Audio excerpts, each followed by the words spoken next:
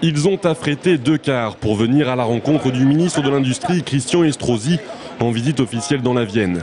Une centaine de salariés de Plastivaloir ont fait le déplacement depuis Chinon et Langeais, avec l'espoir d'échanger avec le ministre. Et le moins que l'on puisse dire est que le dialogue était loin d'être assuré. La démocratie, voilà où elle est. le moyen d'expression, quoi.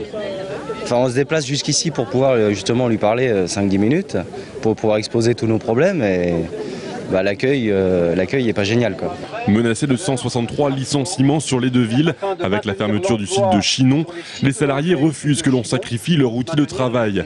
Ils souhaitent bénéficier du fonds d'investissement social et engager une convention État-Pôle emploi sur le chômage partiel à 75% du salaire brut.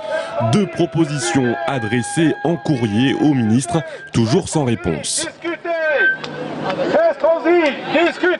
Tout montre que l'on pourrait continuer à produire, que les carnets de commandes ne sont loin d'être vides. Donc il faut que le ministre intervienne et qu'on puisse avoir une table ronde justement pour pouvoir poser tous les problèmes de la réindustrialisation et de la poursuite de l'activité des 2 sites.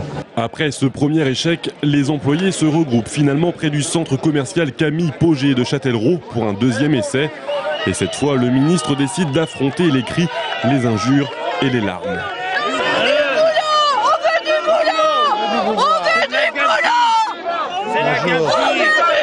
Envoyé un courrier au mois d'août, ils n'avaient pas répondu. Nous souhaiterions vous recevoir. On veut vous entretenir 5 minutes.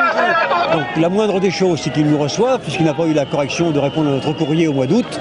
Donc nous allons aller le rencontrer avec le secrétaire du comité central d'entreprise et lui demander surtout qu'il intervienne rapidement parce que M. Fénéling à Chinon est en train d'avoir des pratiques qui sont inacceptables.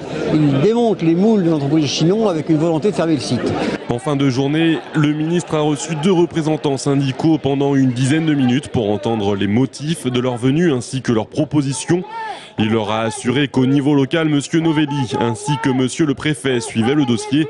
Et il s'est engagé à ce que de futures négociations autour d'une table ronde aboutissent à préserver le maximum d'emplois.